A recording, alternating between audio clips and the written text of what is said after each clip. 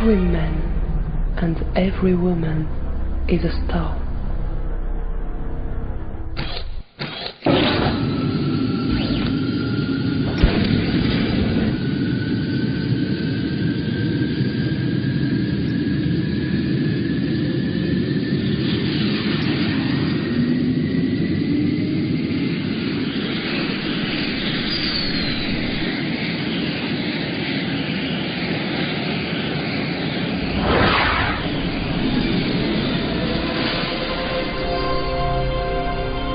Every mountain, every drop in the ocean, every living creature is made from space dust.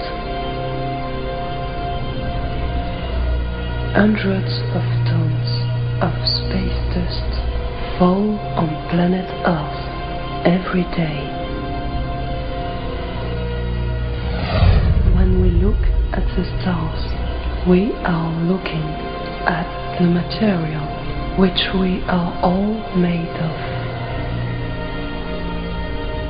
There are millions of galaxies in the universe, and each galaxy contains billions of stars.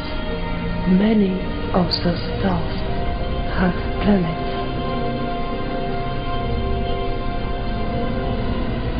Since the dawn of mankind, the elite have lied to us. Knowledge of space was knowledge of power over mankind.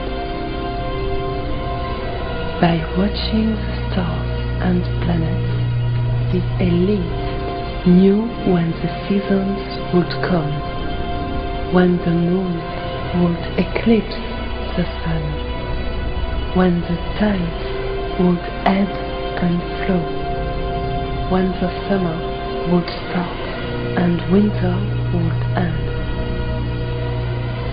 Watching the sky made you wise and powerful. When the first telescopes were invented, the elite suppressed their existence and imprisoned anyone who wanted to bring knowledge of the infinite universe to mankind. The first grand lie was that planet Earth was flat. The next lie was that no other intelligent beings live in the universe. We now know that all this is lies. The most important truth is that the universe is like the ocean. It is teeming with life. Life will get a grip wherever it can. Life will evolve into any form and shape it can.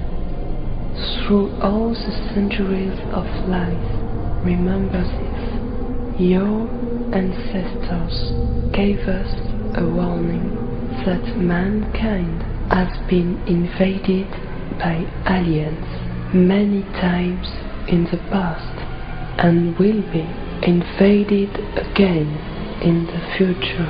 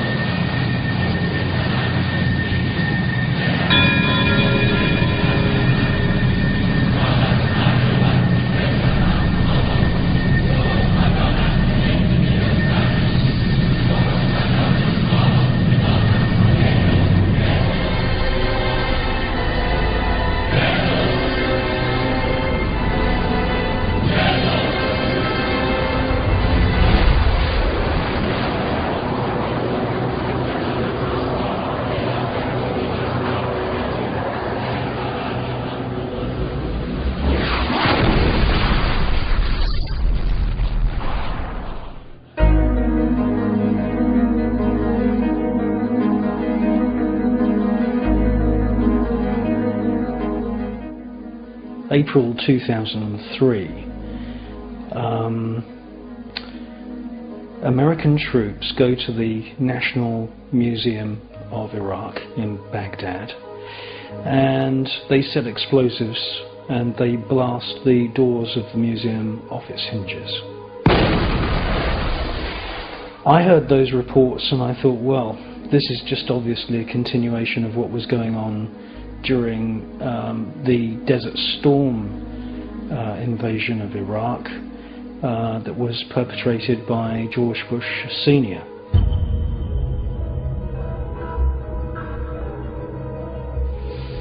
And now we know that there's George Bush Jr. blowing the doors off of the National Museum. So what's taken? Well, surprise, surprise. Thousands of objects are taken, and they mostly come from the Assyrian, Babylonian and Sumerian kingdoms of ancient Iraq.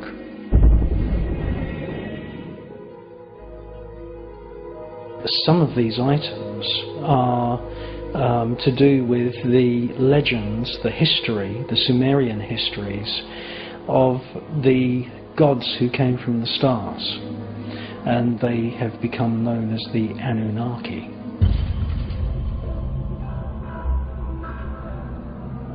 $2 billion a week is being spent by the American military forces, by George Bush Jr. And it's not just museums that are being looted. Archaeological sites have been bulldozed by American military forces.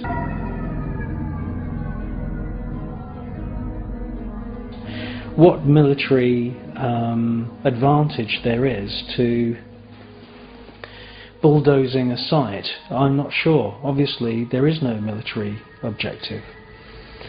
There is no military objective to shooting dead an old lady who's gone out one morning to buy a loaf of bread.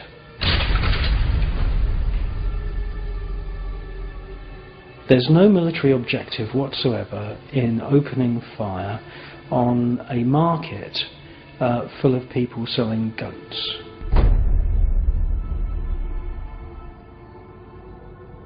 There's no military objective whatsoever in bombing children.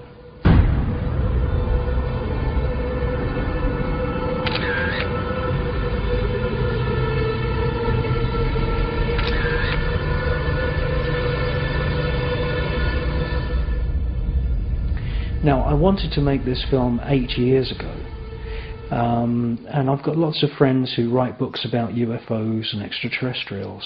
When I told them, you know, my idea for this film, the full idea, lots of them said, for God's sake, don't make that film, because, you know, you're mixing up, you know, the war in Iraq with extraterrestrials, and you know, people aren't going to see the connection. It's going to be a very, very difficult film. So Secret Space Volume 1, which is what I made in 2005, should have been Volume 2, and this film should have been Volume 1. But basically my conviction of 8 years ago has become stronger and stronger as I've seen events unfold in Iraq.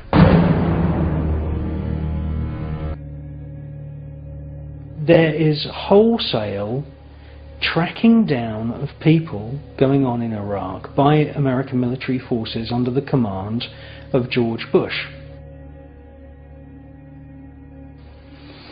People are being systematically hunted down, and they're being tortured and then killed. If they're really lucky, they'll just be killed. Wounded, another Iraqi writhes on the ground. The Marines kill him, then cheer. Like,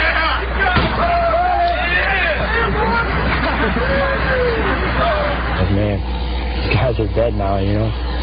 But it was a good feeling. And afterwards, you're like hell yeah, that was awesome. Let's do it again.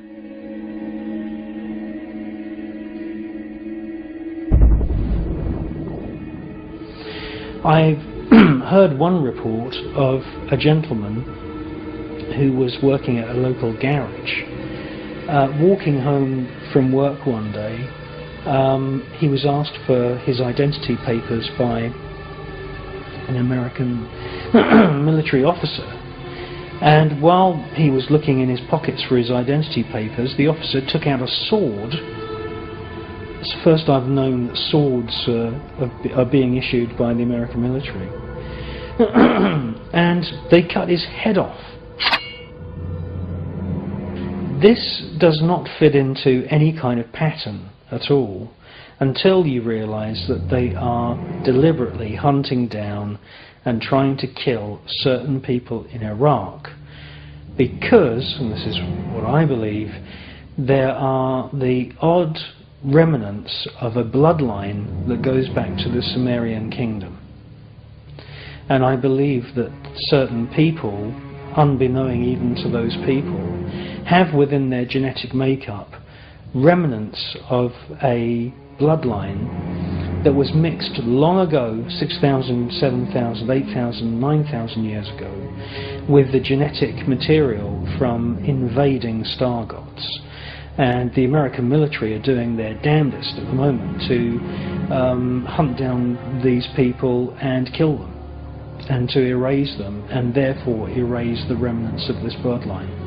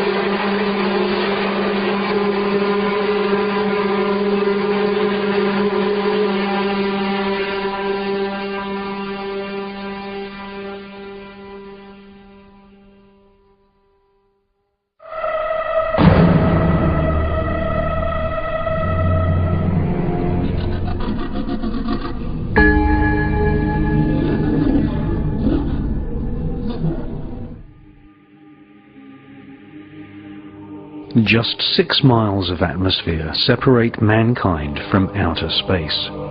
Roger Bannister, the man who ran the 4-minute mile, could run that distance in just 24 minutes. A rocket can travel the 6 miles from the surface of our planet into space in just 5 minutes. Once in space, everything is different. With no atmosphere, the human eye can see for literally hundreds of millions of miles. Space is not an empty vacuum. 99% of all matter exists in space. It's invisible and is called dark matter. The space around planet Earth is full of invisible radio waves. The signals from our television, radio and telephone networks travel very fast in space. Every month, planet Earth sends out 1 trillion individual radio broadcasts, which reach the planet Saturn within 11 days of leaving the surface of planet Earth. For the last 30 years, mankind has been sending small probes into space. The oldest of these probes, Voyager 1, Voyager 2 and the Pioneer probes, were launched 30 years ago and have now left the solar system. The Pioneer and Voyager probes are fitted with a gold plaque which contains a map of how to find planet Earth, a diagram of what we look like, and an audio recording from Secretary General of the United Nations, an ex-Nazi called Kurt Waldheim.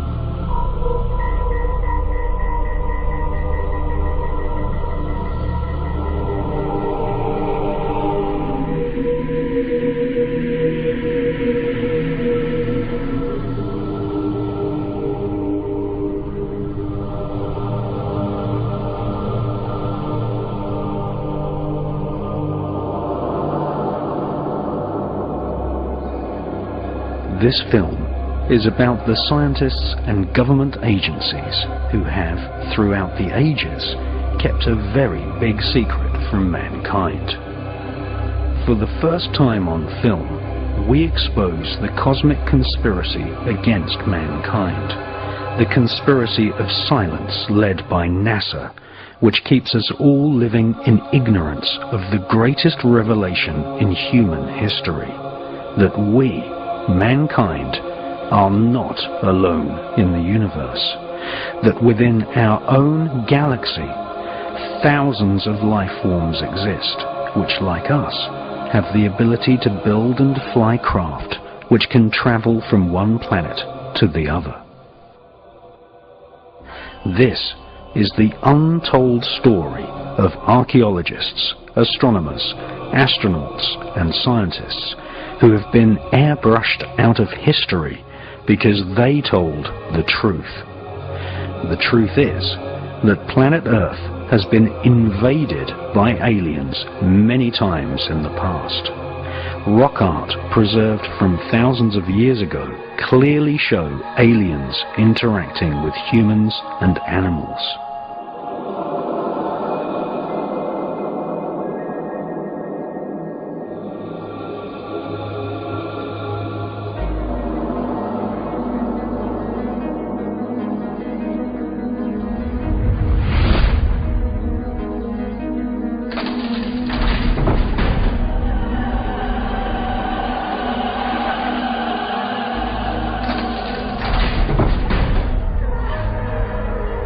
Ancient legends from the Himalayas, Middle East and Americas say that some aliens were benevolent and taught early man how to make electricity. Some aliens were neutral and just observed us. Our biblical forefathers called them the Watchers, and the hybrid human-alien offspring were called the Nephilim.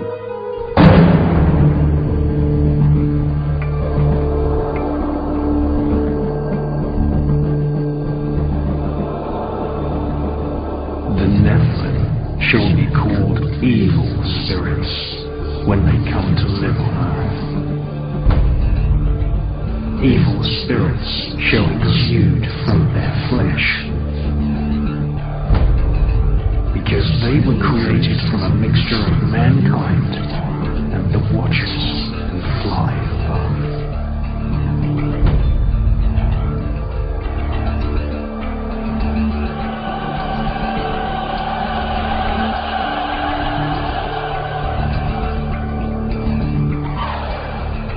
Himalayan legends tell of flying craft which exterminated whole regions of planet Earth using atomic weapons. Hostile aliens have invaded Earth many times, causing human civilization to crumble into dust, only to be rebuilt over thousands of years. We are not alone. We have never been alone.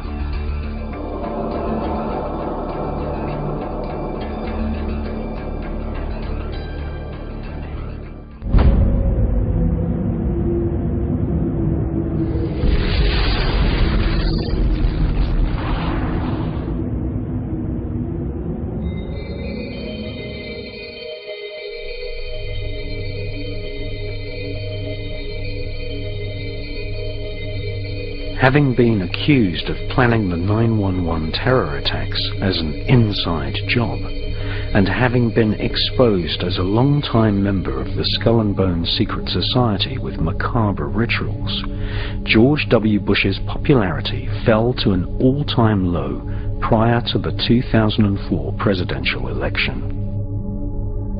Bush staged a grand photo opportunity at NASA, using the American space program as a grand charade, making a speech from NASA headquarters about the future exploration of space. But the speech by George W. Bush is not about the exploration of space. It is more about the exploitation of space.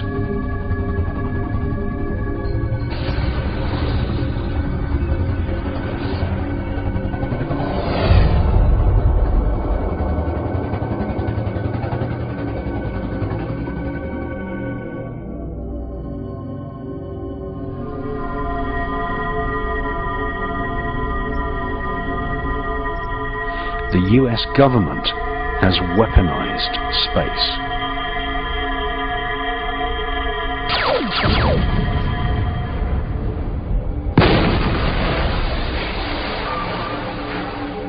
In December 2006, Nexus magazine republished news reports which claimed that communist Chinese satellites had fired laser beams at satellites owned by the American government. Star Wars are happening right now.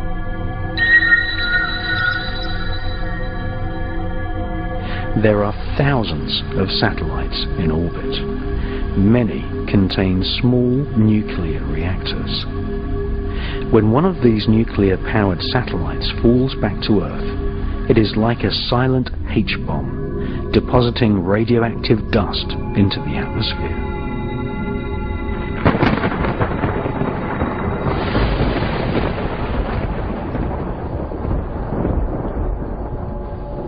Just 1 pound of plutonium dust deposited into the Earth's atmosphere would kill all living creatures and plant life on the face of the planet.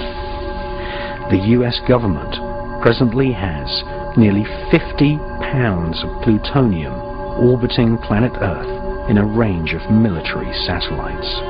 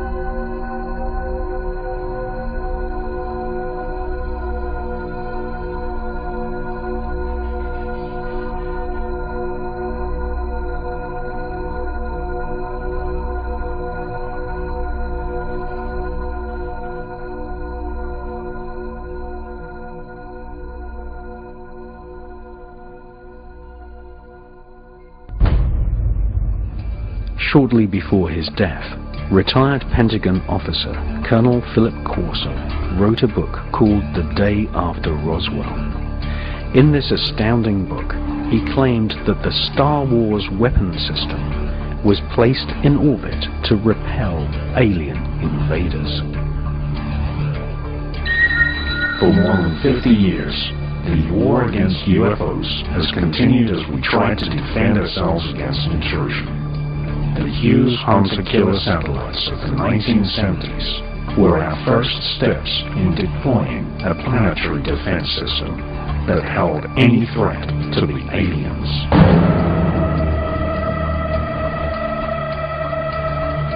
The US military has better, more accurate, and more powerful weapons for killing UFOs than were deployed in the movie Independence Day.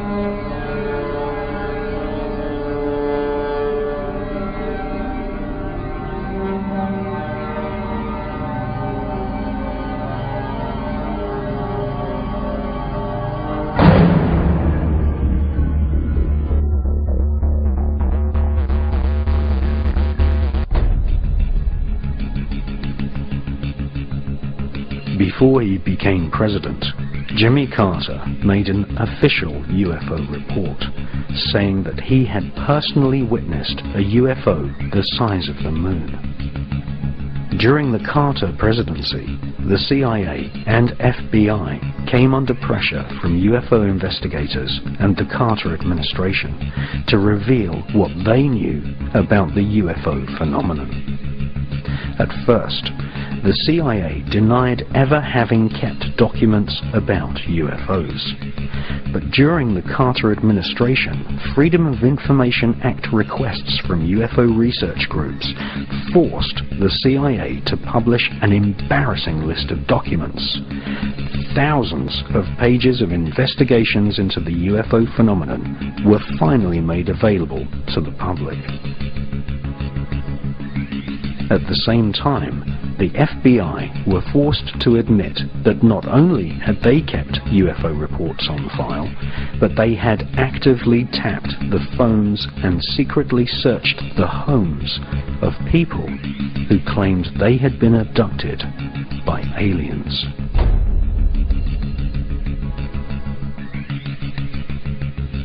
Of all the government agencies who have been deliberately silent regarding the possibility of aliens visiting planet Earth, it is the National Aeronautical and Space Administration, NASA, which has steadfastly refused to admit that they are actively involved in UFO research. However, we now know that NASA are actively involved in UFO research. More than 20 space shuttle missions have returned from space with video footage of unidentified flying objects.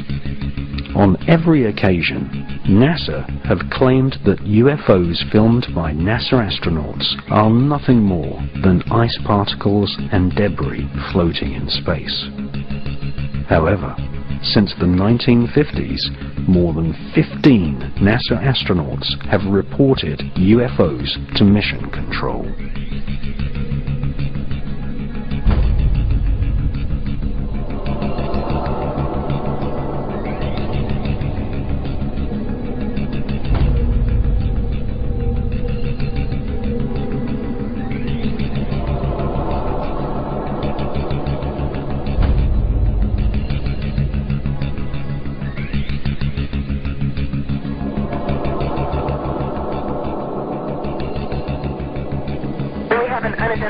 Flying object. On March the 14th, 1989, amateur radio enthusiasts recorded a transmission on a secret NASA frequency from Space Shuttle pilot John Blah. Houston, this is Discovery. We still have the alien spacecraft under absorbance.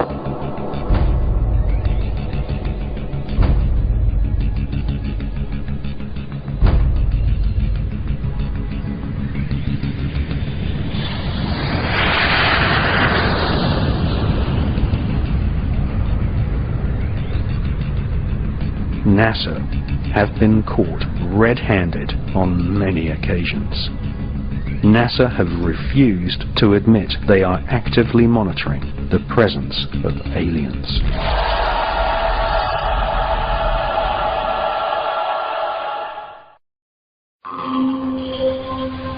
Now, for the first time on film, we reveal documents from NASA archives which plainly show that NASA is most certainly involved in UFO and alien research. We prove, using actual NASA documents, that not only do NASA scientists believe that aliens are visiting planet Earth, but that NASA have funded studies to research UFOs on the Moon.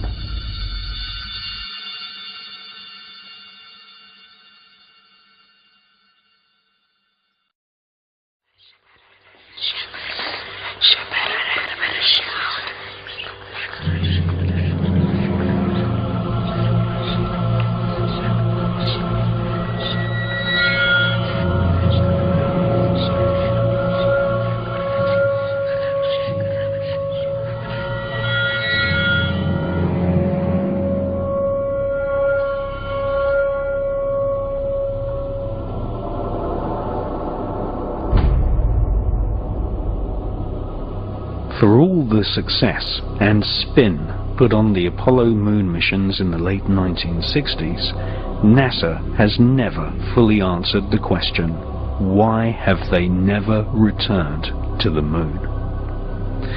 Some ex-NASA employees know the answer, and that is that the moon is crawling with aliens.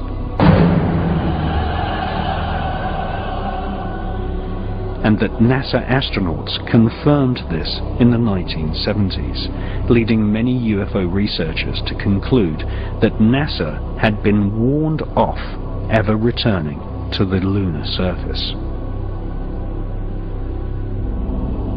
UFO activity on the moon was nothing new to the ex-Nazis who engineered the Apollo moon missions.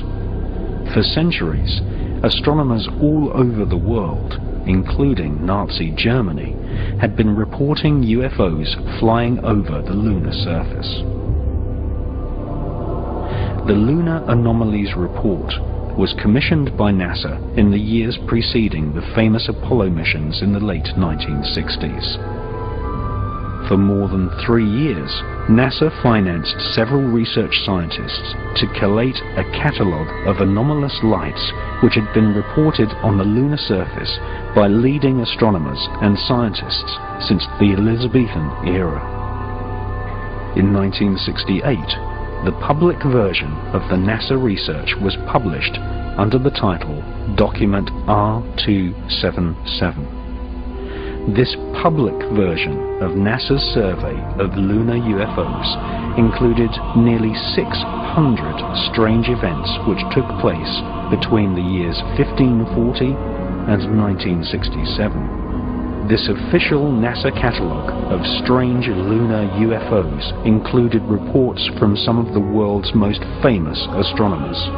For example, NASA included a report from the brilliant French astronomer Jean Cassini, who reported seeing a white cloud hovering over the lunar surface in 1671.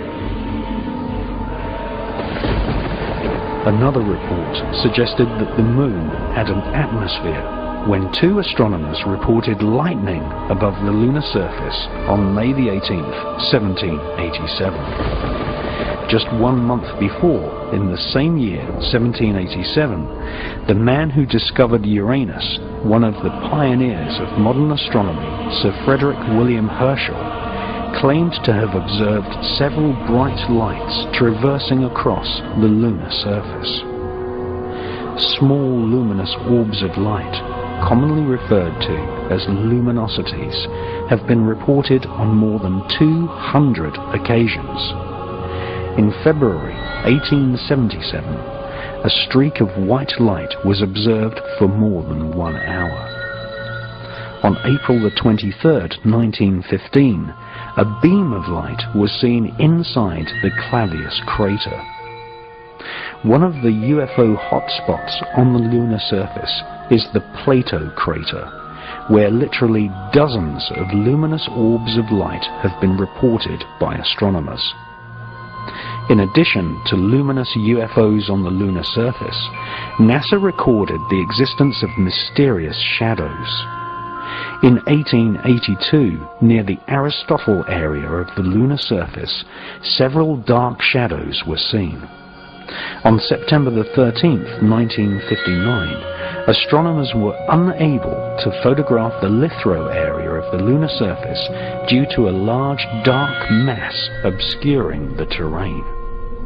And on September the 11th, 1967, Canadian astronomers reported a black cloud with violet edges floating across the Sea of Tranquility, the exact area chosen by NASA for the first Apollo moon landing in 1969.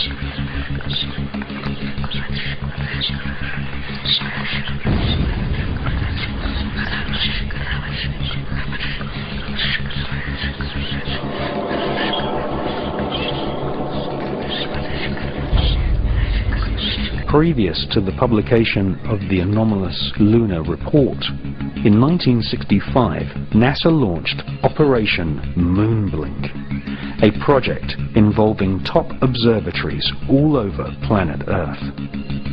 NASA's goal was to collect data on the large number of luminosities seen flying over the lunar surface. Operation Moonblink also investigated various large structures which had been photographed by unmanned NASA satellites.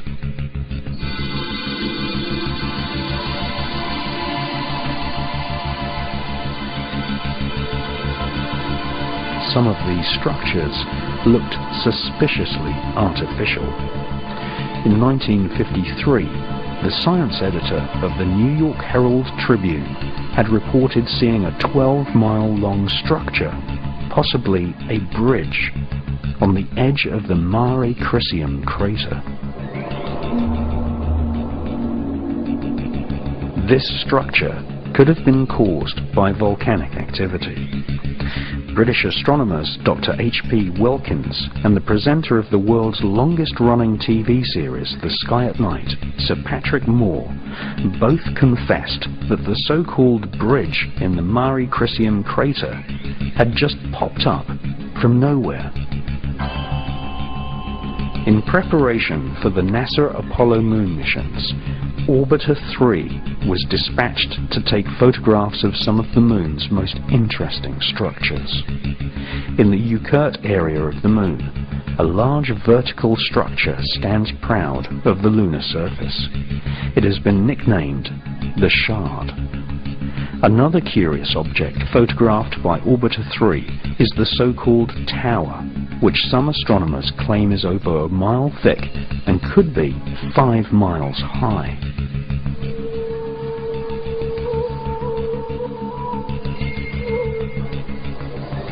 After looking carefully through hundreds of NASA photos returned to Earth by Orbiter 3 and its predecessor, Orbiter 2, American author George Leonard published a book called Somebody Else is on the Moon. George Leonard presented many photos in his book, some showing very long tracks in the lunar dust. Tracks which he said had been made by aliens.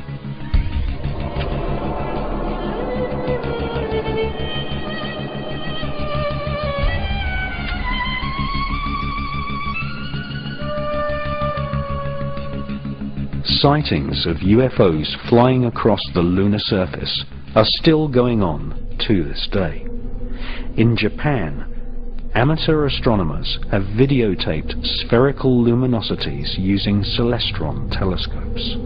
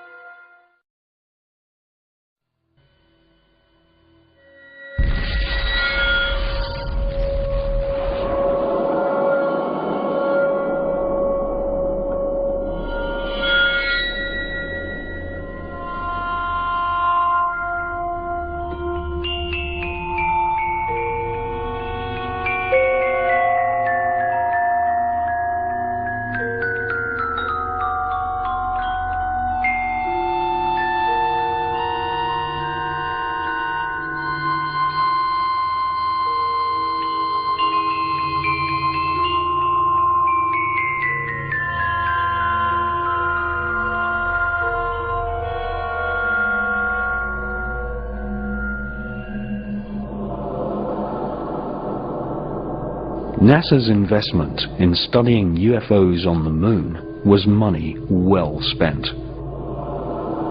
Two ex-NASA mission specialists exposed in the 1970s that NASA astronauts had informed mission control that they had seen alien spaceships on the lunar surface.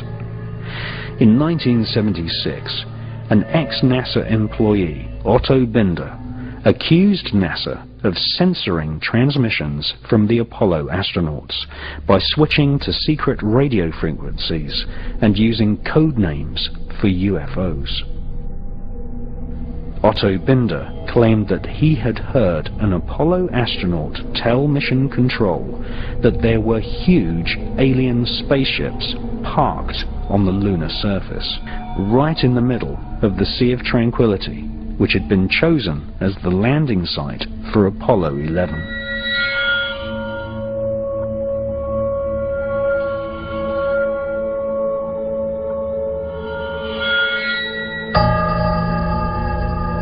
It's one small step for man, one giant leap for mankind.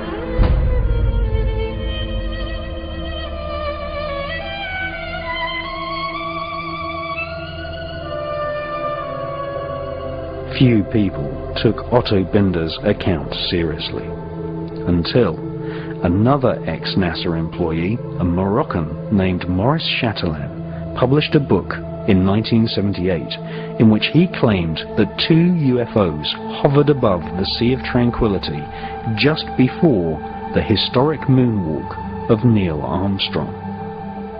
Maurice Chatelain was a NASA insider. He invented many of the radio and radar communication systems for the Apollo missions. He had 11 patents awarded for his inventions and had a high-level NASA security clearance, able to talk freely with senior NASA officials. In his book, he quoted radio transmissions between Apollo astronauts and Mission Control. According to Maurice Chatelain, the astronauts informed NASA that there were alien spacecraft lined up on the far side of a nearby crater, observing the historic moonwalk of Neil Armstrong. During his time working on the Apollo space program, Chatelain learnt that aliens not only exist, but that they have had a major role in shaping and in some cases destroying civilization. The title of Maurice Chatelain's book proves he was in no doubt that aliens had invaded planet Earth in the past.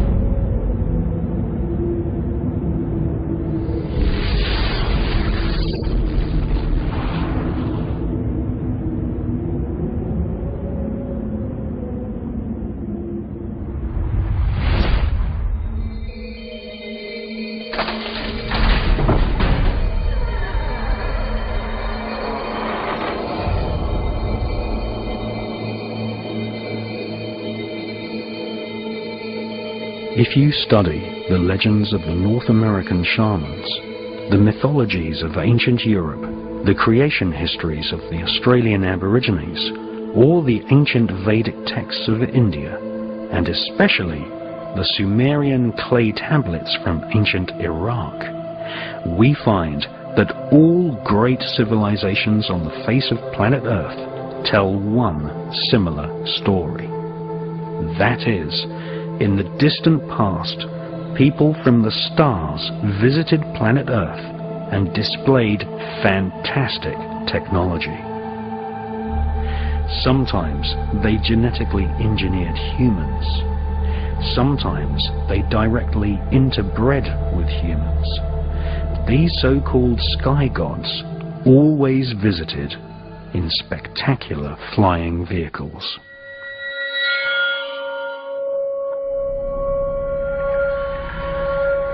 And the watchers from the sky saw the daughter of men were beautiful, and they bred with them. and the children were giants, who become rulers, not of human flesh. They were called the Nephilim.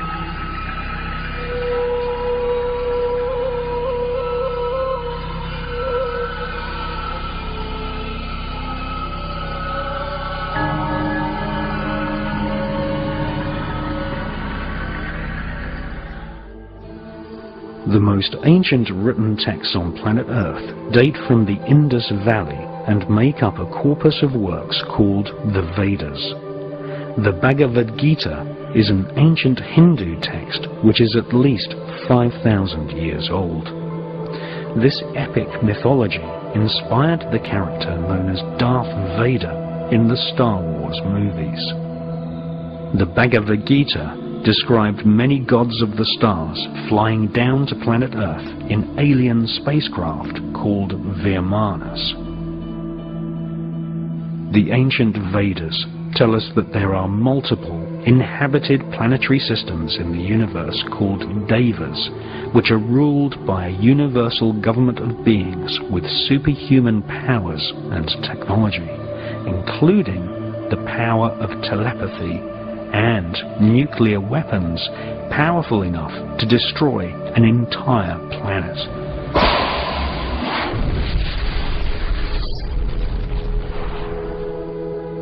The Hindu legends tell us that the Vimanas were like flying saucers, which had stealth technology, able to make themselves invisible, and were able to detect enemy craft at great distances using a form of psychometric radar.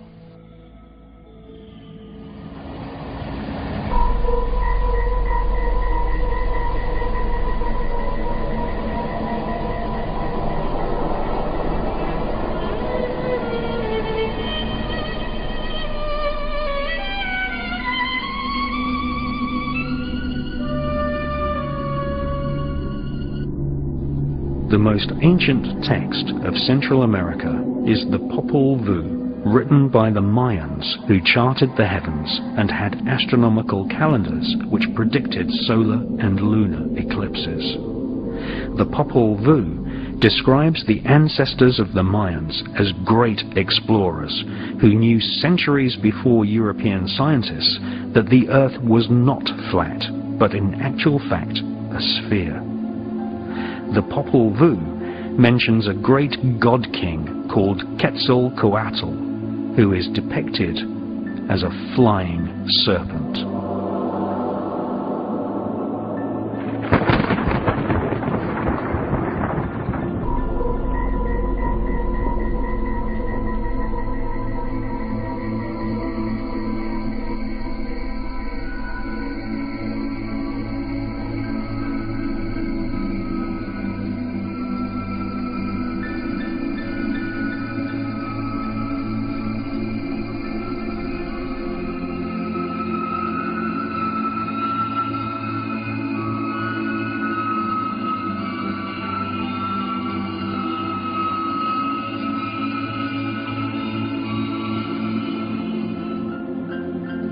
On more than 3 different occasions, in broad daylight, people have filmed flying serpents in the skies above Mexico. The same phenomena has also been filmed in Scotland, and also from aboard the space shuttle by veteran astronaut Story Musgrave.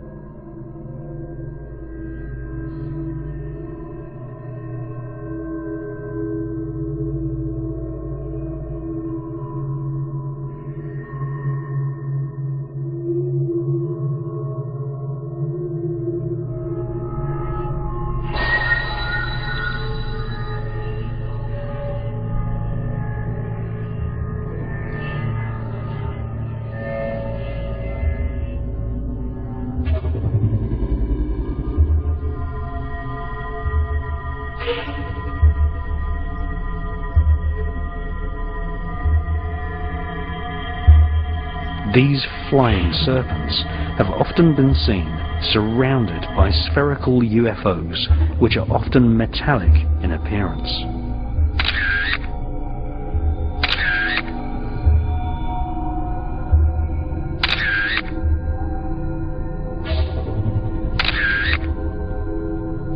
Mexican UFO investigators call these spherical luminosities las perlas, or the pearls.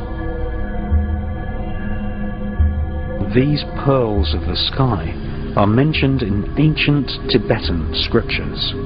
More than one leading Tibetan author suspects that these spherical UFOs are actually alien probes monitoring the evolution of mankind.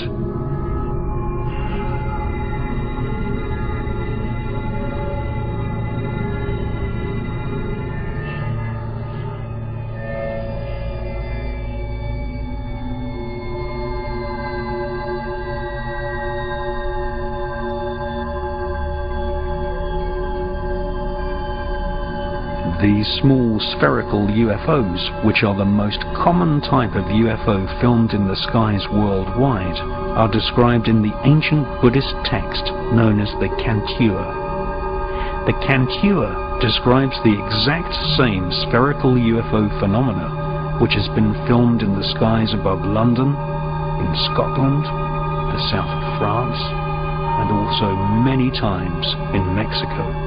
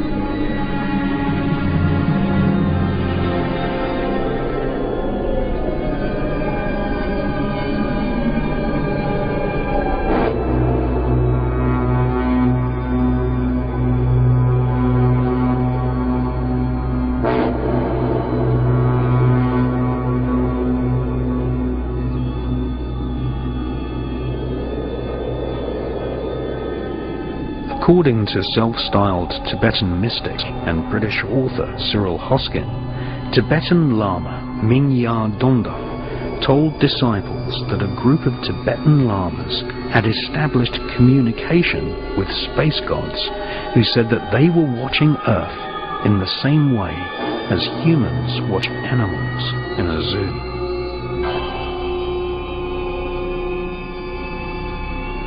A royal document dating back to the 7th century states that the first 7 Tibetan kings came from the stars.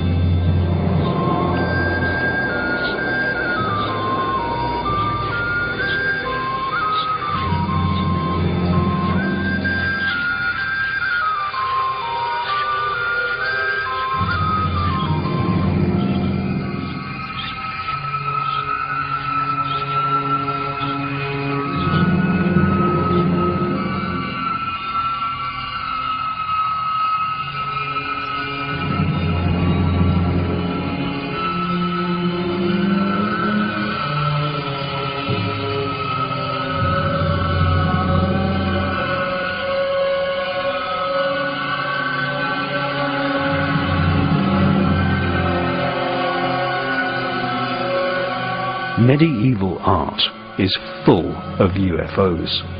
Some are seen beaming lasers directly into the minds of people. Medieval artists associated the occupants of UFOs with the world of God. Jesus is pictured in many paintings where alien craft can clearly be seen hovering in the background. Medieval painters used their art as a way of giving people the message that UFOs exist and that aliens have been involved in controlling the destiny of mankind. There are even medieval paintings clearly showing satellites and other forms of technology.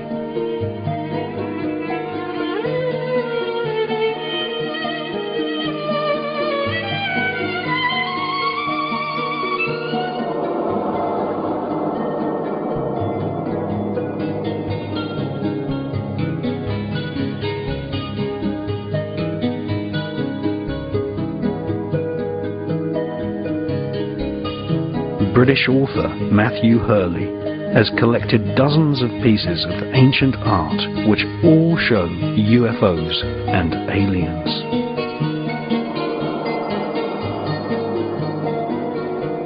In addition to dozens of paintings, there are also hand-printed newsletters from the medieval era which report UFOs, luminous balls of light, and even an alien invasion in the Mediterranean.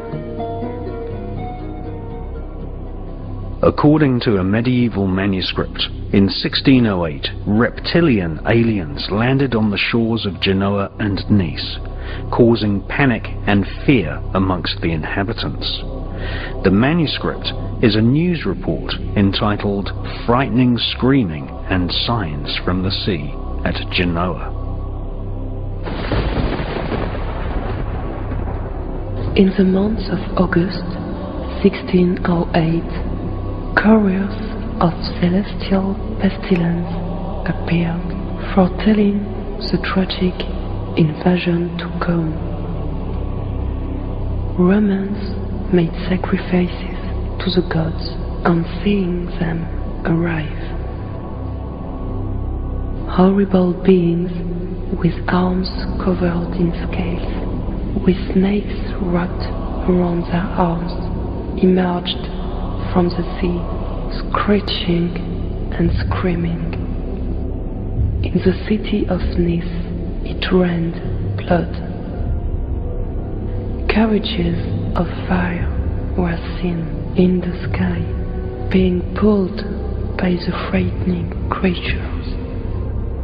Some had the body of a man, some had bodies of women, and they had heads shaped like dragons.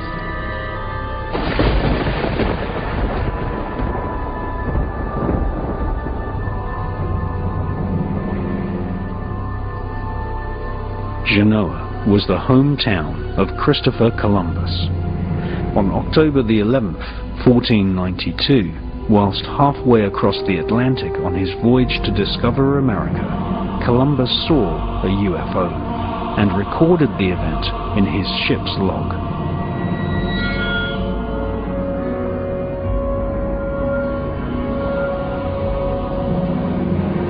At the same time Columbus recorded a UFO hovering above the Atlantic Sea, the Aztec civilization of Central America carved figurines of men with reptilian bodies.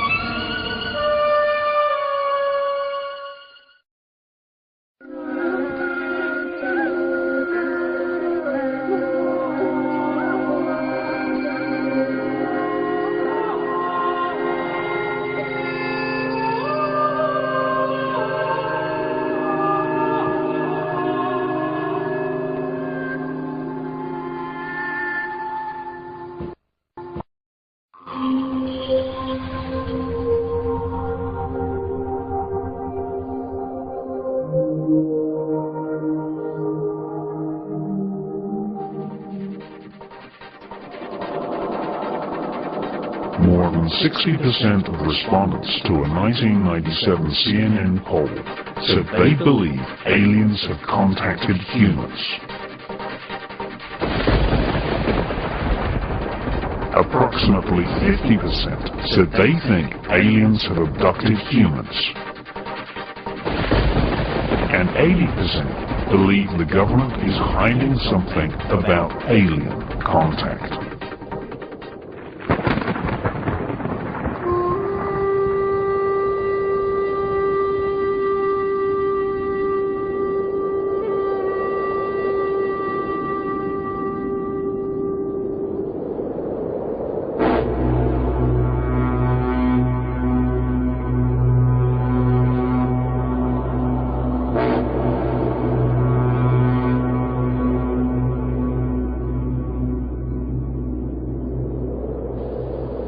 In the 1970s, the skeptical magazine Fortean Times claimed a man had faked an archaeological artifact which had supposedly been discovered in Nepal. The famous Lolodov plate is meant to be nearly 9,000 years old and shows a disc-shaped craft with a small alien-type creature standing beside it. This controversial item is either a fake or one of the most obvious warnings from the past that aliens have visited the Himalayas.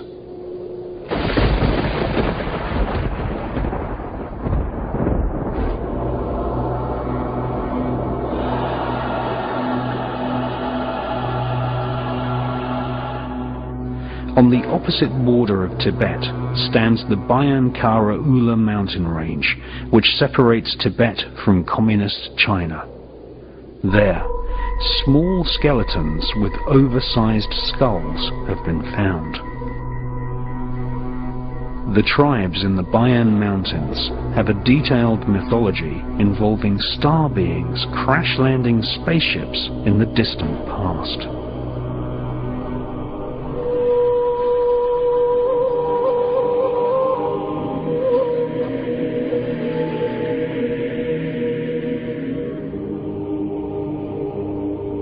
Chinese archaeologist Chi Pu Tei conducted an expedition to the area in 1938 and discovered caves which had carved pictograms showing star charts, the moon and the earth with dotted lines showing the orbits of planets.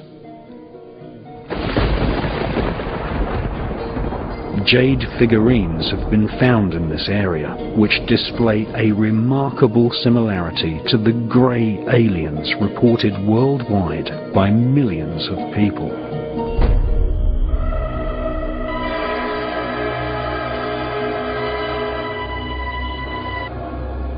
The small skeletons with alien-shaped skulls were discovered in 1938. The skeletons were in graves on the floor of caves, which had walls covered in star map pictograms.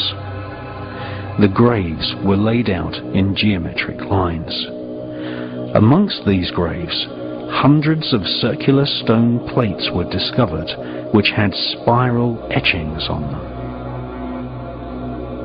Each stone disc was approximately 9 inches in diameter and had a fine groove spiraling out from the center to the rim, making each disc look like a prehistoric version of a modern vinyl record. In all, 716 stone plates were found.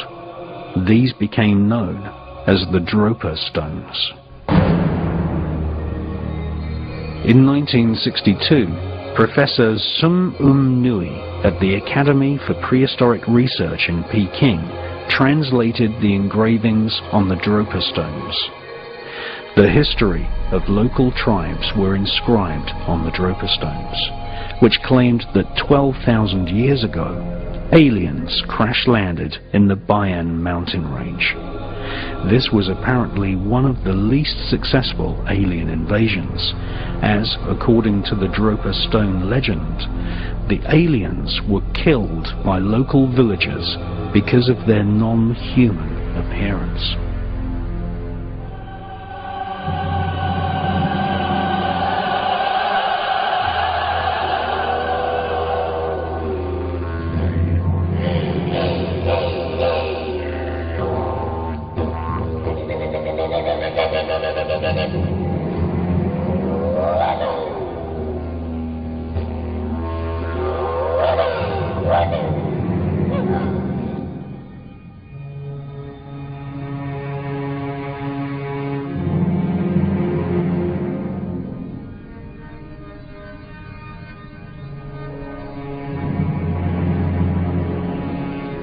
Ancient Aboriginal rock art shows many examples of alien-type beings which are known as Wanjinas.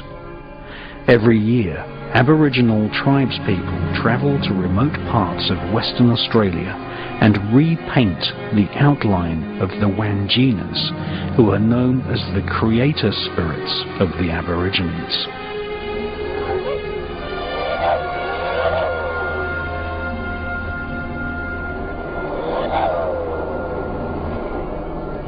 By repainting the figures, Aborigines are making sure the memory of these Wanjina creatures are never forgotten.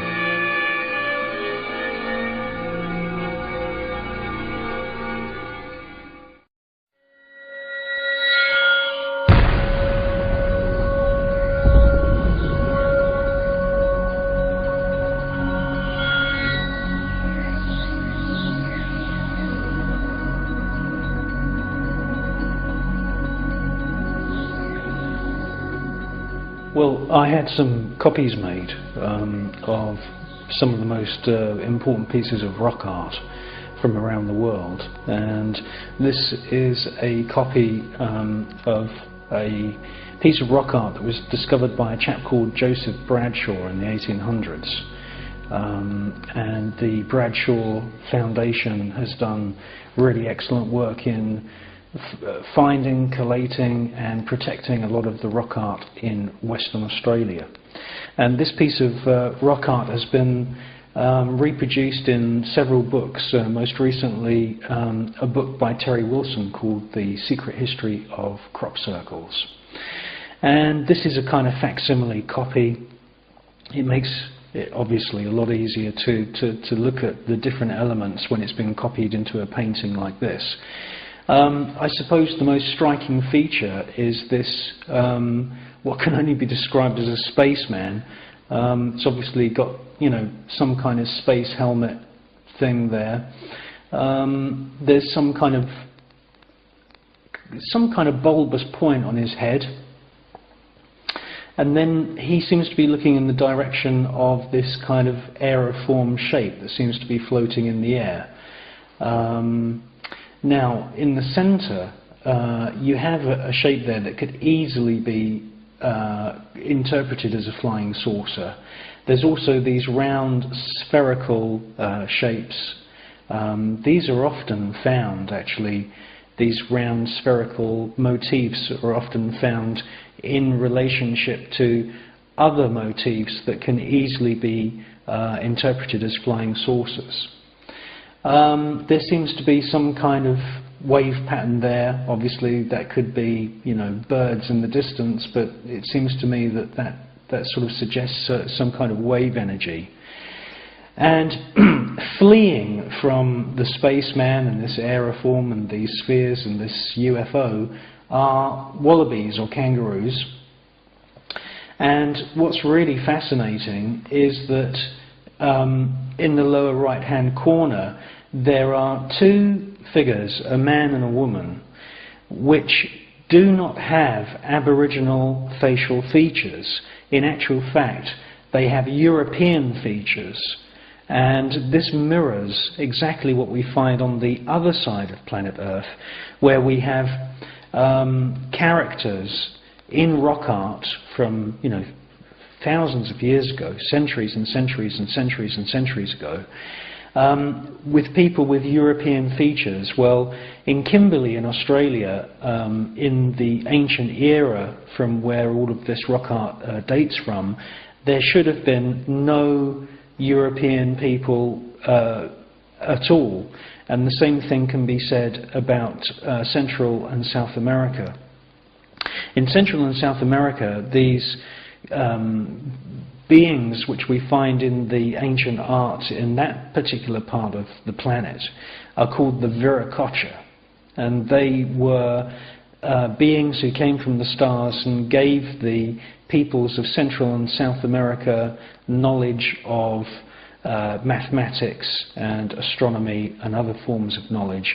And here in Kimberley, in Western Australia, in an ancient era when there shouldn't have been any European people whatsoever, we again find this kind of theme of European-looking beings. And he has a beard, he has a kind of punky kind of Sex Pistols, Johnny Rotten haircut.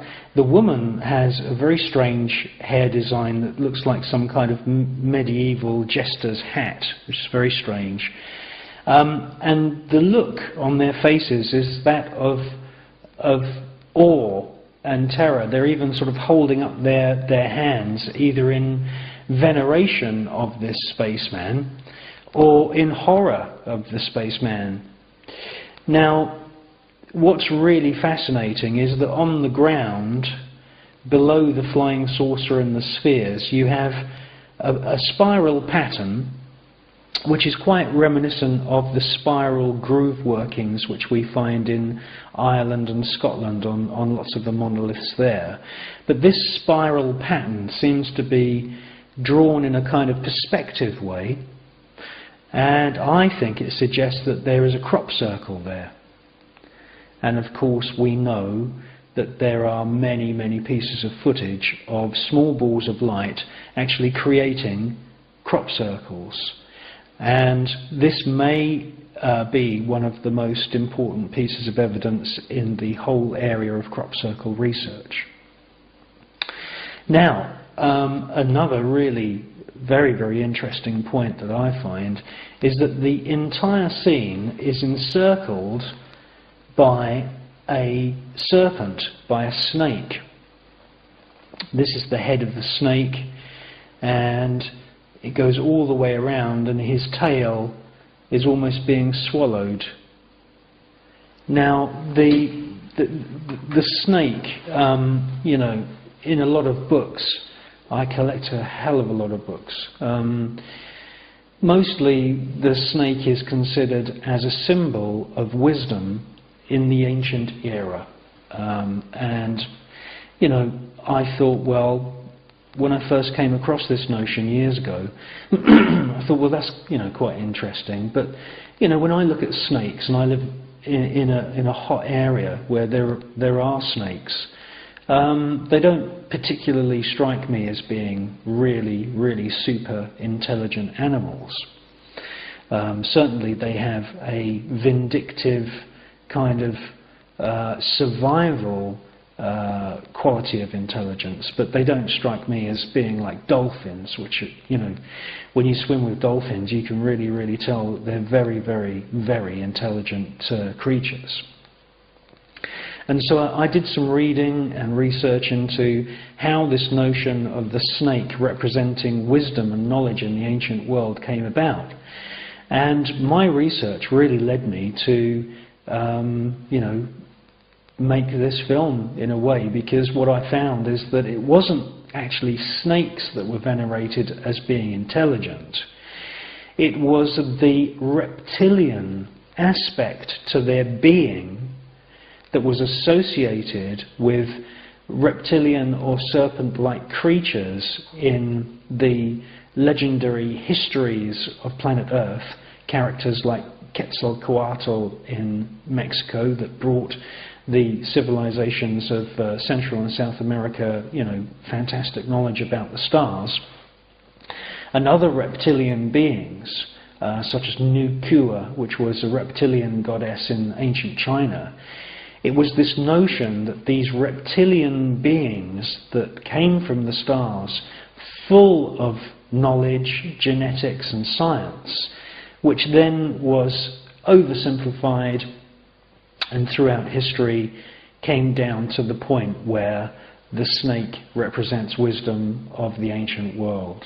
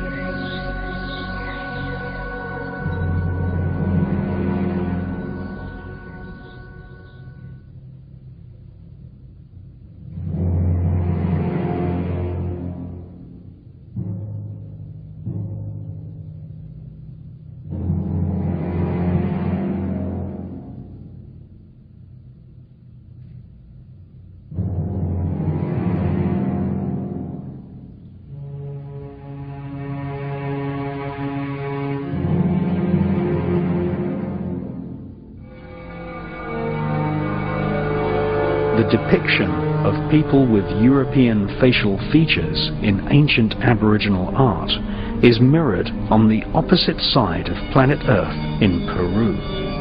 Again, we see depictions of bearded European people at a time and a place where no such Europeans should have existed.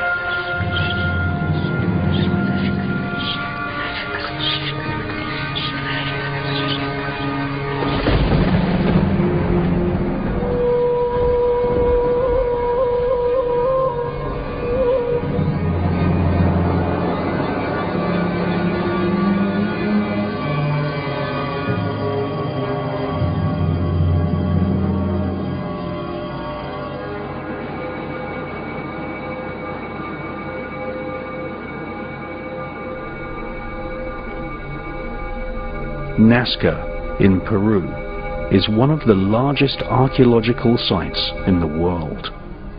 Thousands of earthworks have been etched into the rock of the Nazca Desert. The summits of entire mountains have been scraped away to make space for parallel lines and giant pictograms of creatures which can only be seen from the air. Skeletons with elongated skulls like a grey alien have been found near Nazca. World-famous author Erich Von Daniken has made a detailed study of the Nazca area. He has visited local people who have private collections of stone figurines which show detailed depictions of heart surgery and European-type men using what appear to be telescopes. Thousands of these ancient stone figurines have been found and are thought to be at least 3,000 years old.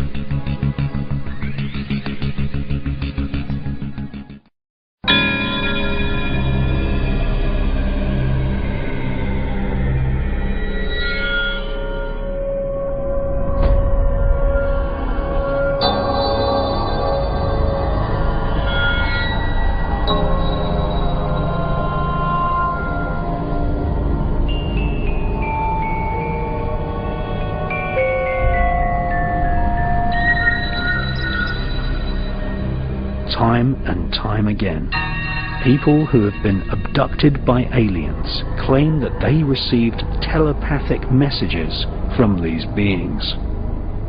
Many people claim that the Greys are a telepathic species who do not speak, but prefer to transfer thoughts containing colours and symbols with the power of their minds.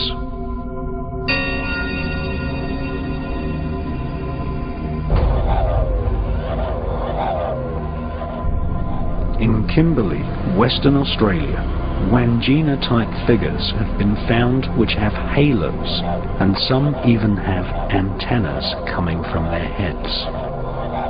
The halos and antennas could be a symbolic representation of the power of telepathy.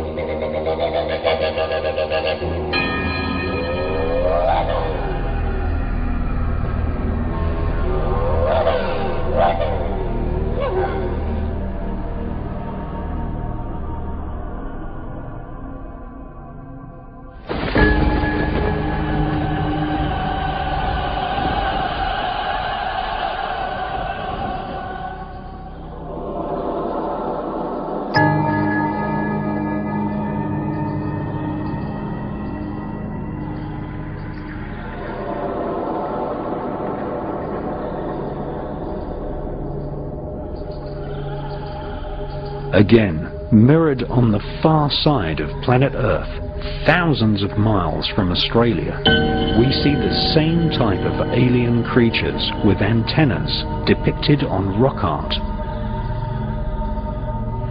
These alien figures were carved onto the rocks thousands of years ago and are known as the antenna people.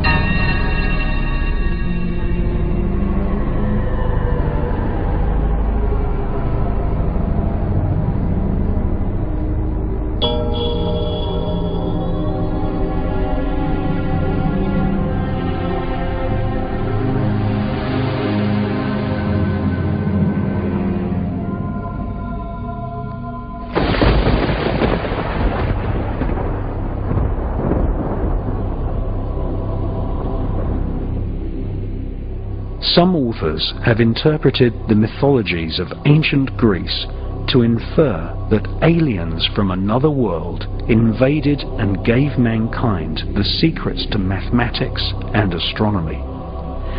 Greek mythology is full of strange alien-type creatures and beings with supernatural powers and advanced technology.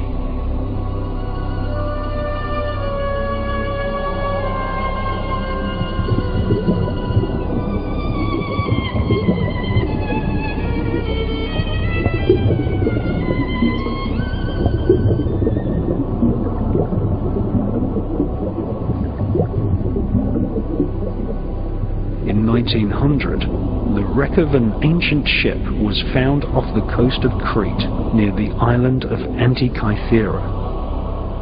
divers found lumps of corroded bronze and took their find to Spiridon Staius at the National Archaeological Museum in Athens.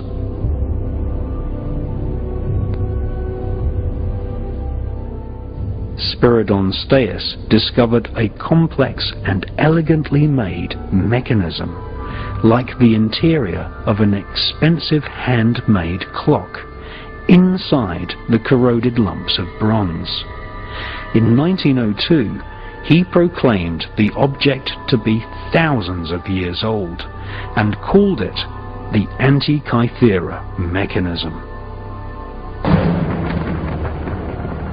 In 1958, British scientist Dr. Derek de Soya Price studied the Antikythera mechanism and claimed it was a clockwork computer able to accurately predict the movement of stars and planets. The Antikythera mechanism is likely to have been made in the Hellenistic era of ancient Greece. No other ancient clockwork mechanism can be found in any other museum worldwide. Indeed, there is no mention of clockwork technology being used during this era anywhere on planet Earth.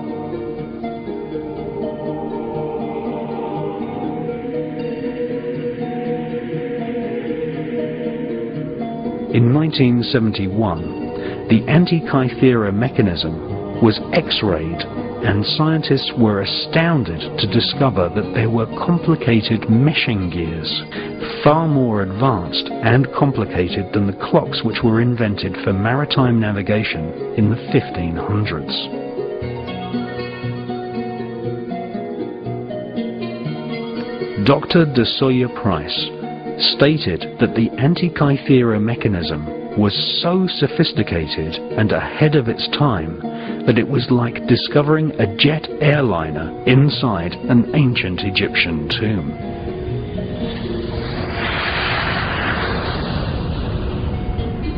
The mechanism had clearly been owned by someone who kept its existence absolutely secret. For if the technologies displayed in the mechanism had been widely taught to ancient man, then the Industrial Revolution would have happened before the birth of Christ.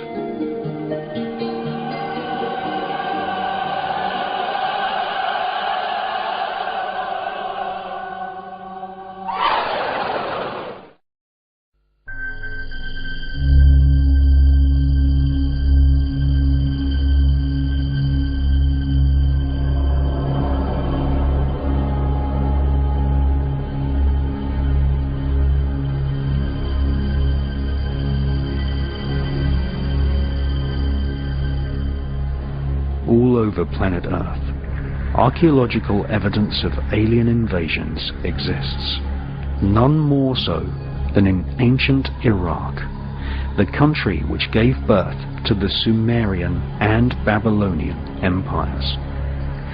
6,000-year-old clay tablets tell of aliens invading from the stars who enslaved and genetically modified mankind.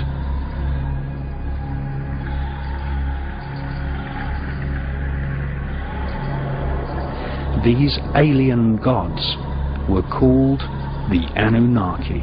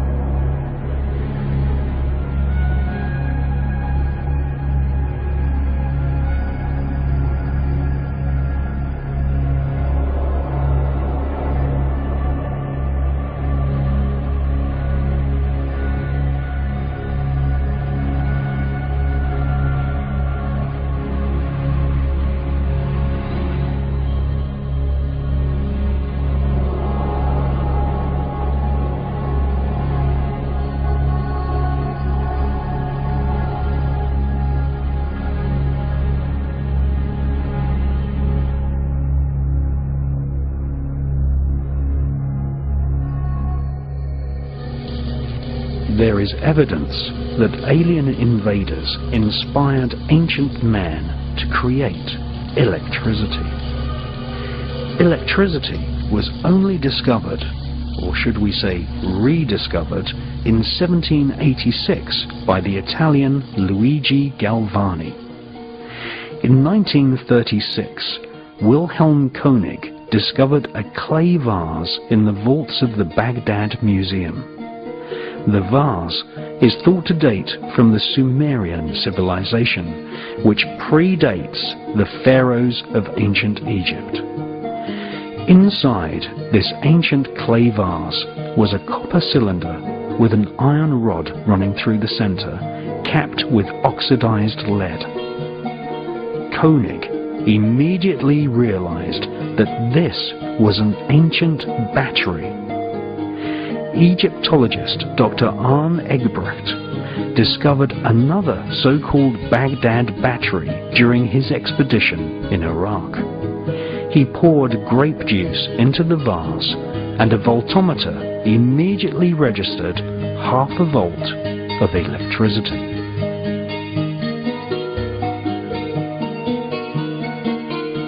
Where did this notion of electricity thousands of years ago come from? Was it inspired by the technology brought to planet Earth by the Annunaki aliens? According to figurines and legends in ancient Iraq, the Anunnaki were reptilian humanoids. They are depicted in ancient Sumerian art as suckling human babies to their reptilian breasts.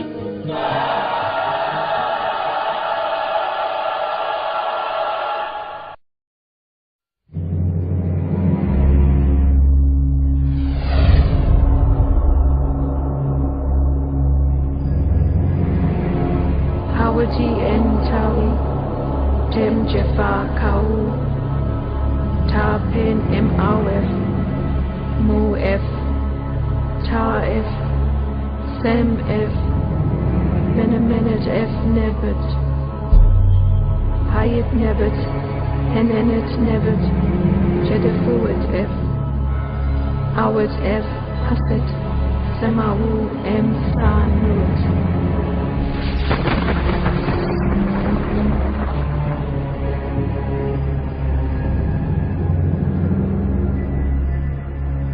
3,500 years ago, during the reign of King Thutmose III, ancient Egypt was invaded by spherical UFOs which were described as circles of fire.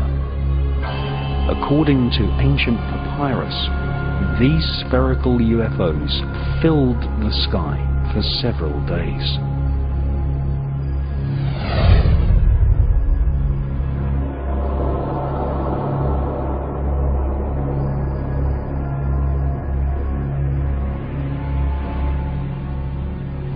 In his fascinating book, British author Matthew Deleuze shows photos of strange alien reptiles, some with the bodies of apes and heads of lizards.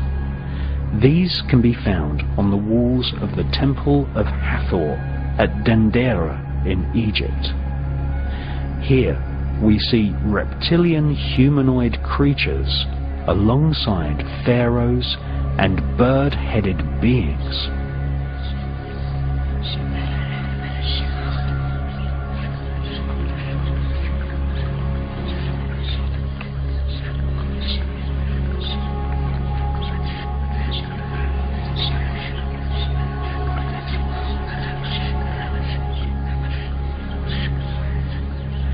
Strange giant light bulbs, possibly some form of plasma beam weapon, can clearly be seen at the Temple of Hathor. Inside these strange devices there are serpents. This is possibly a pictorial message that this alien plasma technology was given to the elite of ancient Egypt by a serpent or reptilian race of aliens.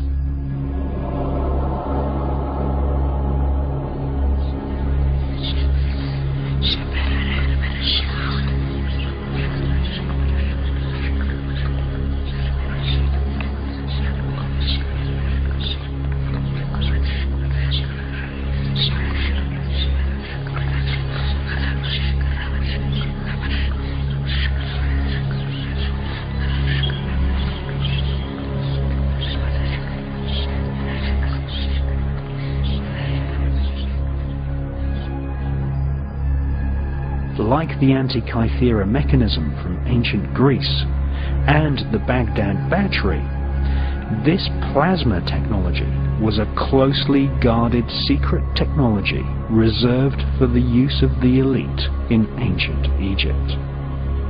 Just as we see today, the royal political elite have secret underground bases, harboring secret stealth technology and flying saucer type craft.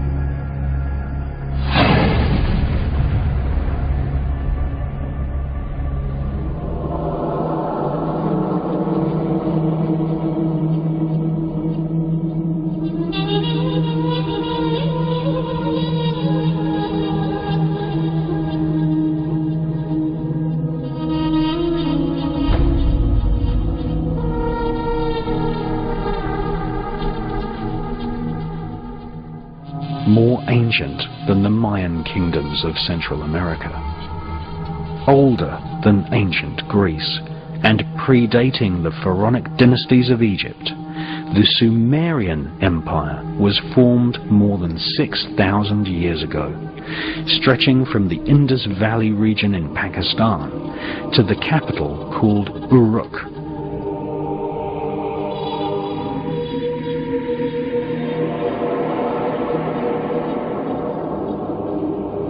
Sumeria is known as the cradle of civilization. It was here that white-skinned peoples from the Caucasus Mountains spread a worldwide cult of blood, ritual and magic to the rest of the world.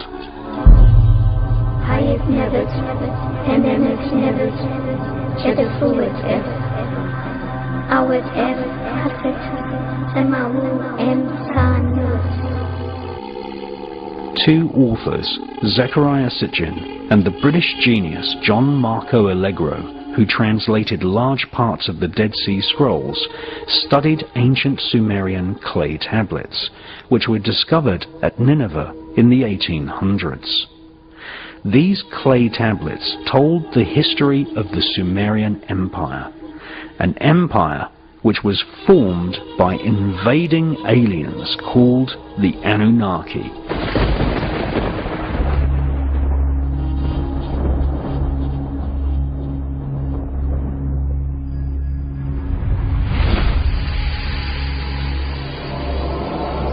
Sumer's original name was Ki-en-Gir, which means the land of the kings with blazing rockets. The Sumerian clay tablets describe the Anunnaki aliens genetically manipulating mankind and creating a hybrid race of alien reptilian humans who became known as the Nephilim.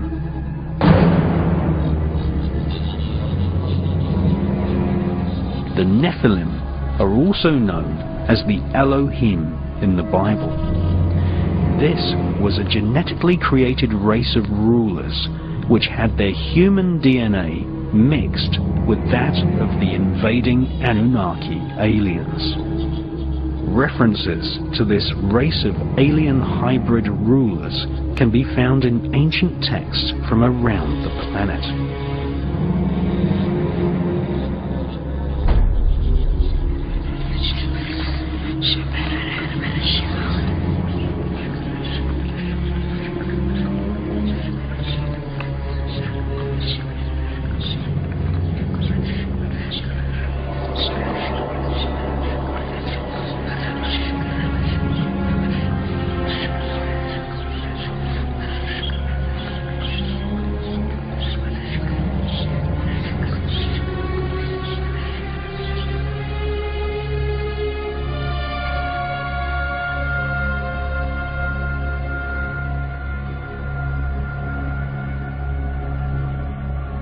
The Sumerian Empire was the place where Zoroastrian, Hindu, and Judaic religions all began.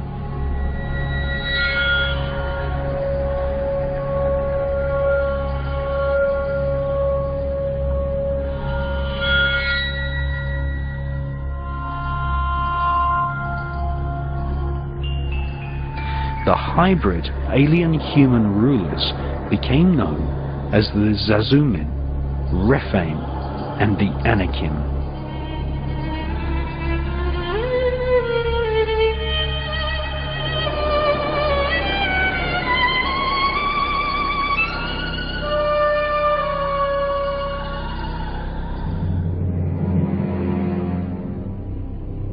The world's most famous author on the subjects of the occult and human consciousness is David Icke. In his books, The Biggest Secret and Tales from the Time Loop, David Icke reports that blood sacrifice was an important part of ancient cultures in Babylon and also in Central America. In the legends of Babylon, the kingdom of ancient Iraq, which supplanted Sumeria, the drinking of human blood and the sacrifice of children was performed to please the alien gods who had invaded from the stars.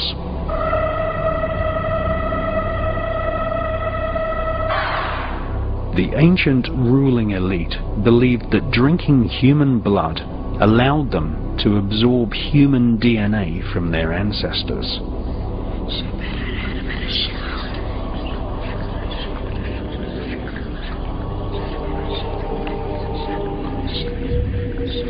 The Vatican continues this ancient blood-drinking ritual to this day with the symbolic drinking of the blood of Christ.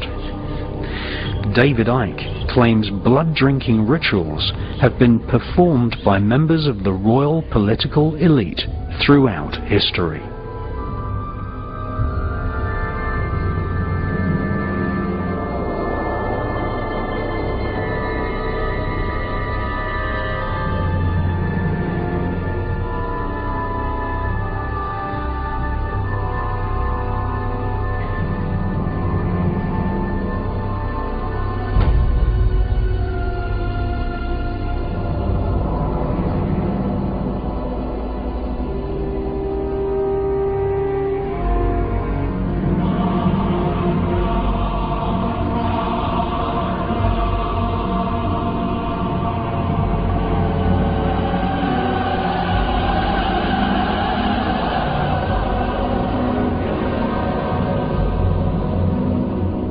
Professor John Mack of Harvard University made a detailed study of people who claimed they had been abducted by aliens.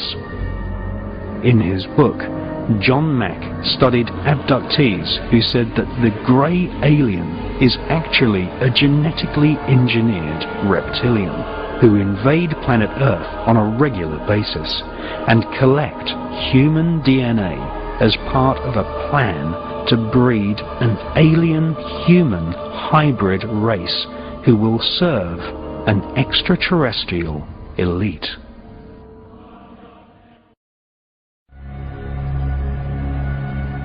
According to Colonel Philip J. Corso, back-engineered alien technology is a jealously guarded secret by the rulers of mankind.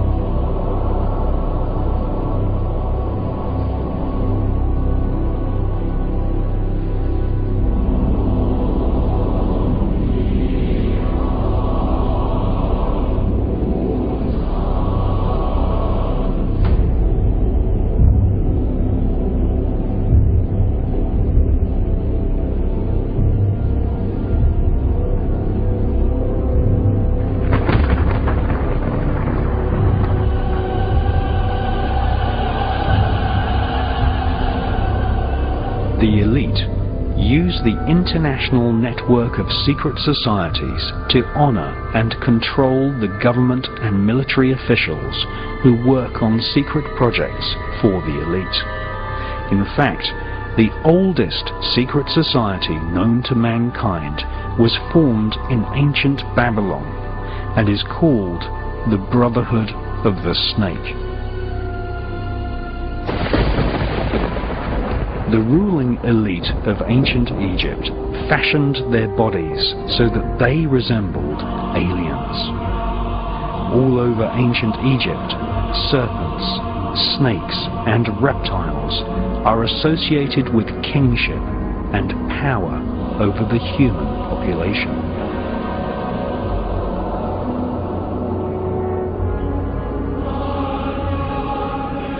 New kings had their bodies massaged with a special potion which contained crocodile fat. This was a worldwide cult of the crocodile, a reptilian species which has kept its original form since before dinosaurs walked on land. The crocodile is pictured alongside the Wangina creator spirits of Western Australia. Reptiles have always been associated with a race of hidden masters.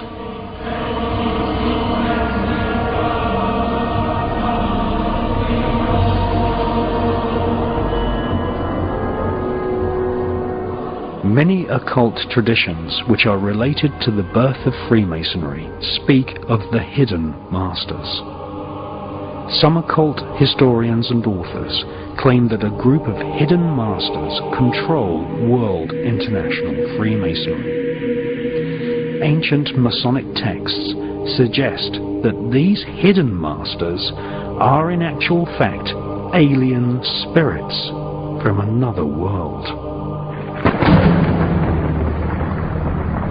Some Masonic texts say that the secrets of how to control and influence society and politics from behind the scenes was passed to the elite of Freemasonry from a race of reptilian aliens who invaded planet Earth and landed in ancient Iraq more than 12,500 years ago.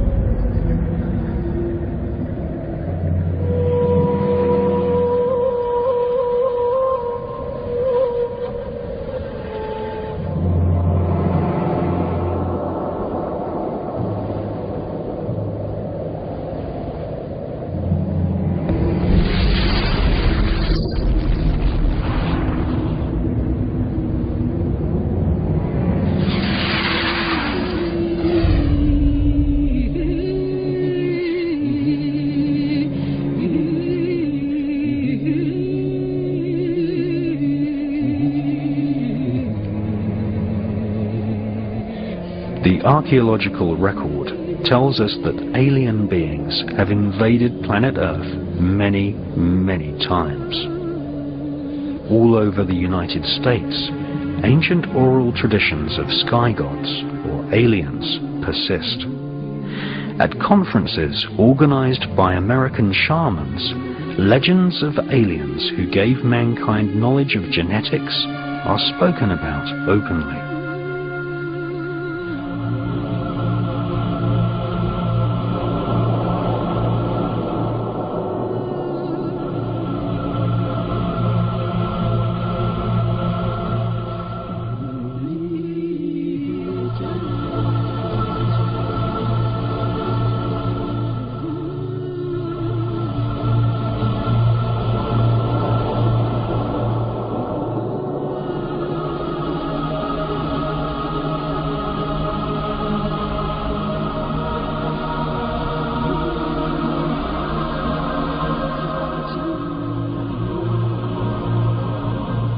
Shaman elders speak of beings from the stars called the Bhakti, who invaded planet Earth before even dinosaurs existed.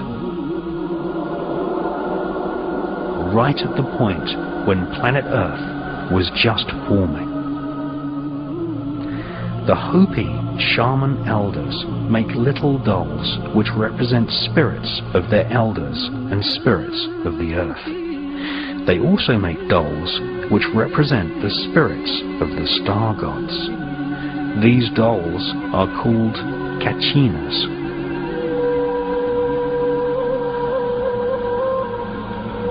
According to shaman legends, the ancient Bhakti genetically manipulated animals and created mankind.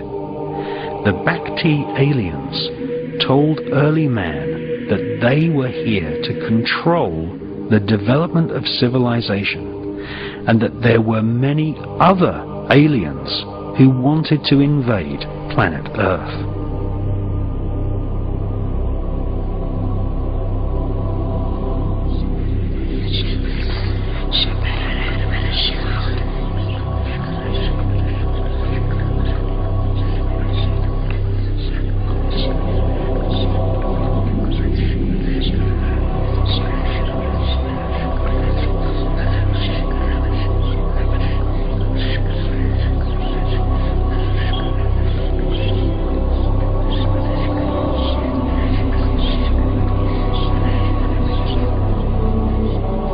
According to American shamans, the Bhakti aliens have been known both as gods and devils throughout the evolution of man.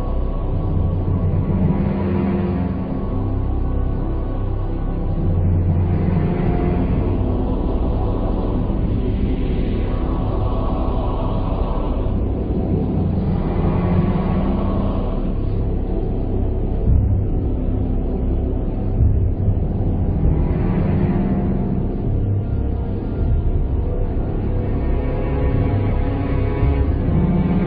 The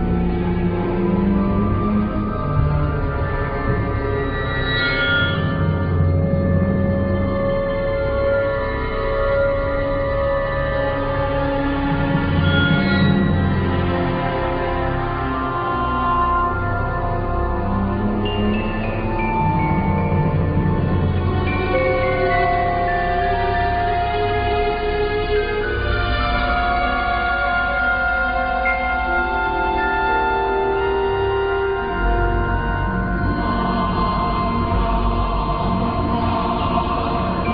of civilization, and that there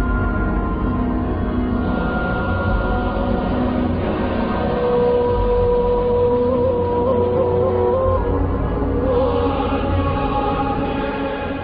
Shamans teach that the Bhakti are gods of the stars who have often destroyed evidence of man's real history in order to keep mankind ignorant and controllable.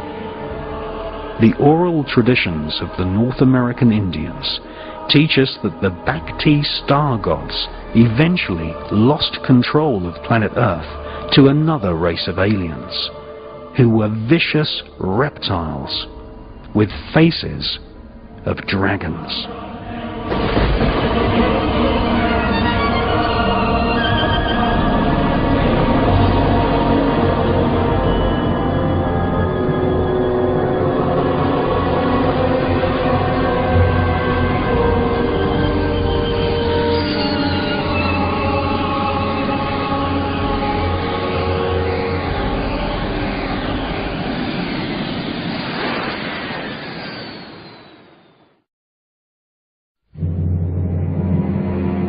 The Temple of Hathor at Dendera in Egypt is dedicated to a deity who had dominion over our Milky Way galaxy.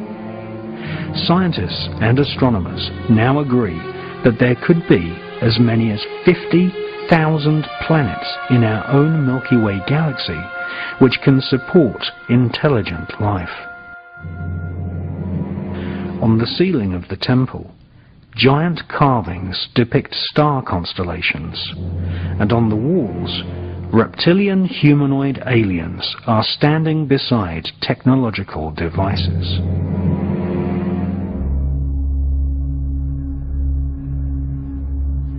Lizards can be clearly seen standing upright alongside the royal elite of ancient Egypt.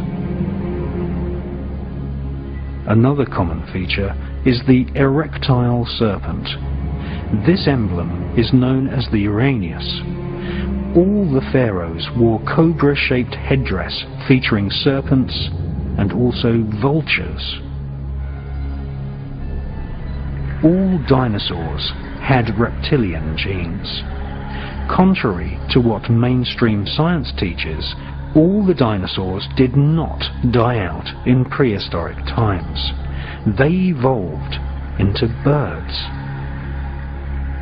Modern science has only just confirmed what the royal elite have known for thousands of years, that the reptilian genes of dinosaurs evolved into the various species of birds which we see to this day. Birds are actually avian reptiles, or feathered serpents.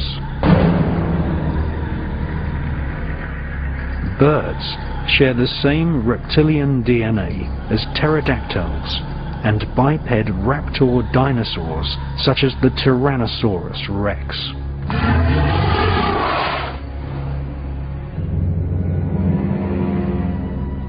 Images of gods from the stars, symbolized by feathered serpents, can be found all over planet Earth.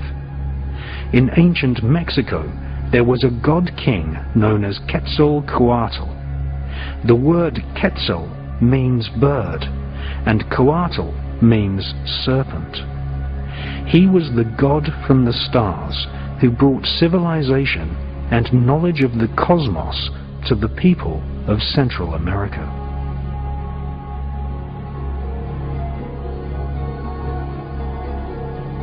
Ancient texts from Yucatan, known as the Chilam Balam, tell us that the first inhabitants of the region were called the Chanas people, which means people of the serpent.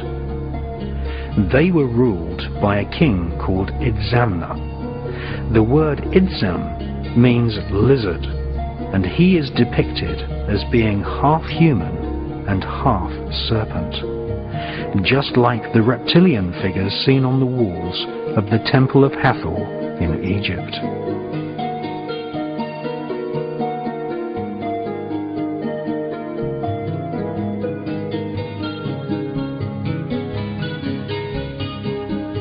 "5,000 years ago, the Olmecs of Central America carved statues of their god kings seated within the protective coils of giant serpents. In these carvings, we see gods holding small buckets, identical to the situlas of ancient Sumeria.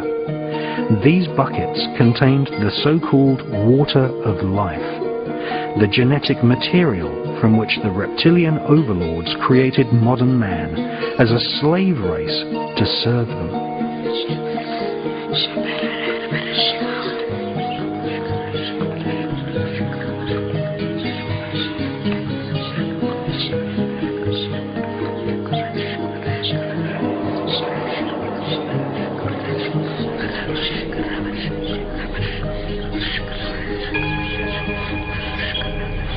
In North America, at Sago Canyon in Utah, we again see erectile serpents flanking star beings. This is the exact same iconography as we find at the Temple of Hathor in Egypt. This suggests that knowledge of a race of reptilian aliens was accepted as fact in the distant past, right across planet Earth.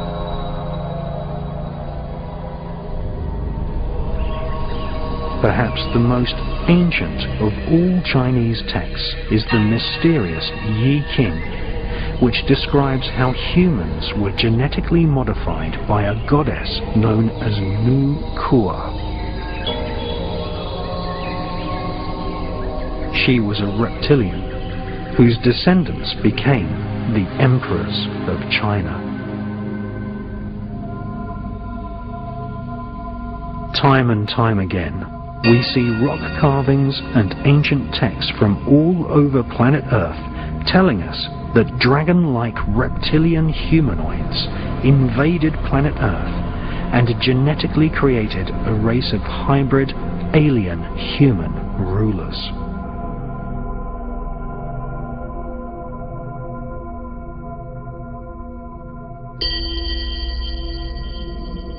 Many authors believe that the reptilian Annunaki warriors of ancient Sumeria, who invaded the Caucasus Mountains, have secretly continued to control mankind via the worldwide network of secret societies which are loosely described as the Illuminati.